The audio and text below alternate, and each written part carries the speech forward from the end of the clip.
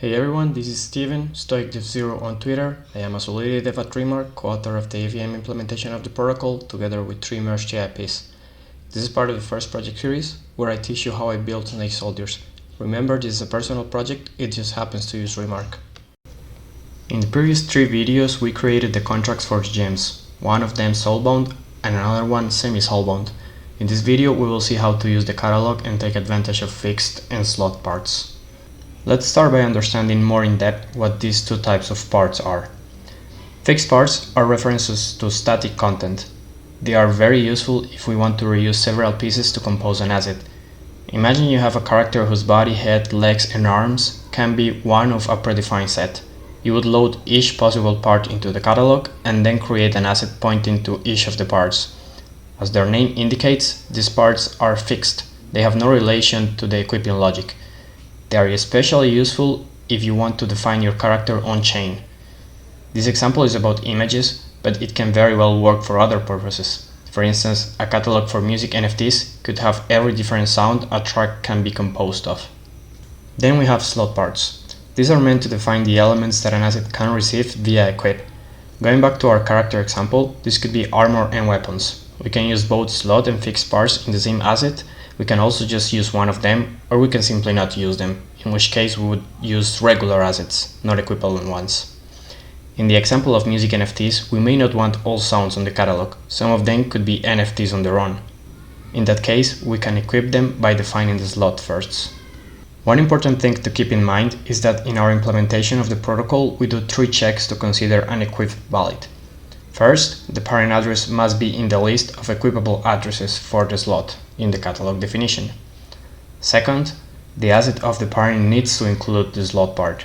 And third, the equipable group ID on the child asset must be valid for the parent and slot combination.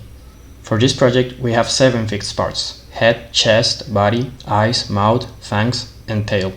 We could create decomposed images off-chain and upload full images, but I want to show you how it could be done with fixed parts.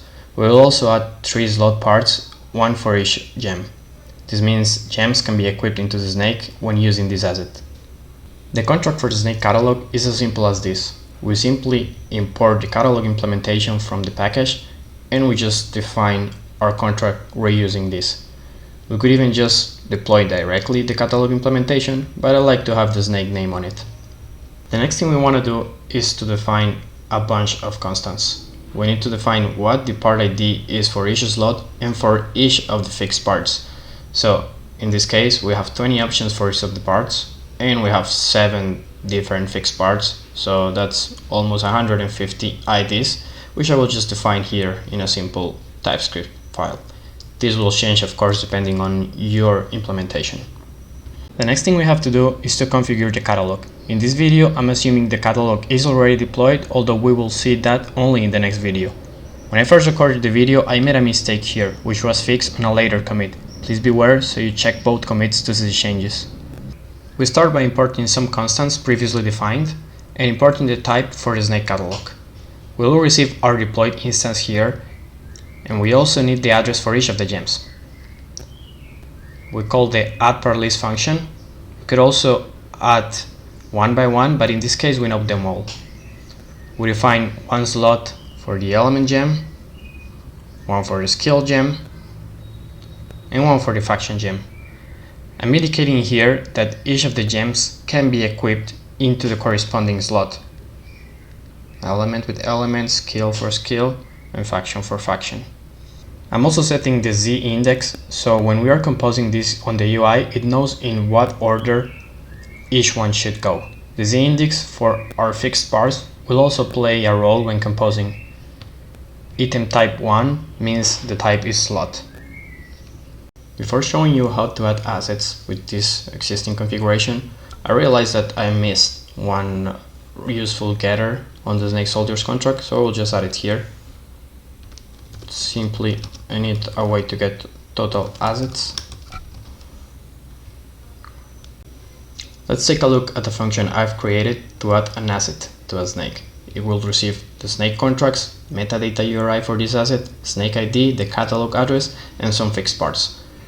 I've defined a constant here with the slot parts, since we will always add them, so I just merge them here.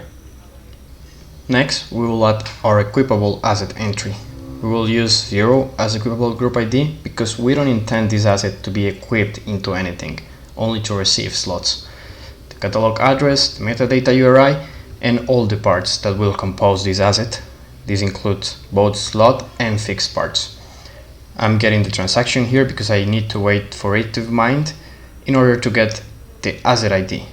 I could also wait for this transaction and listen to its events and then get the asset ID from the event that it emits, but this is just simpler and getters are free, so I will get it from this function we just added.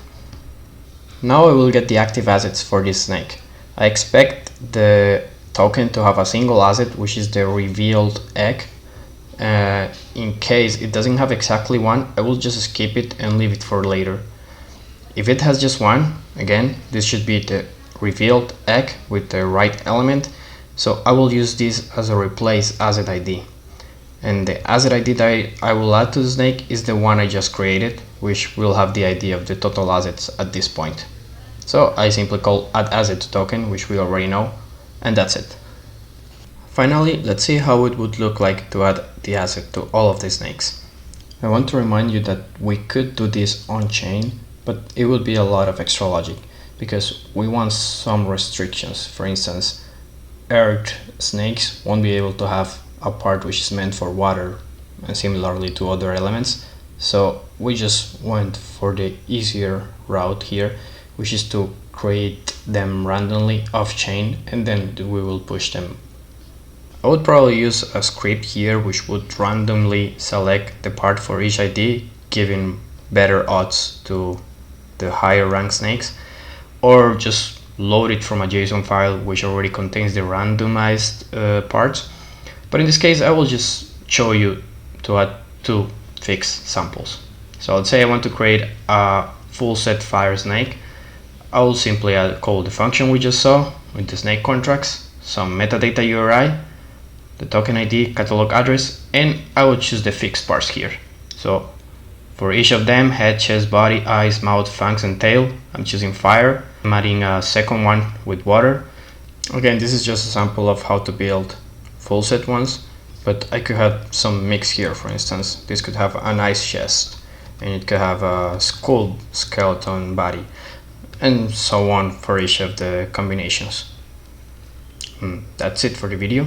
On the next one we will see how to create or deploy a script. Thanks.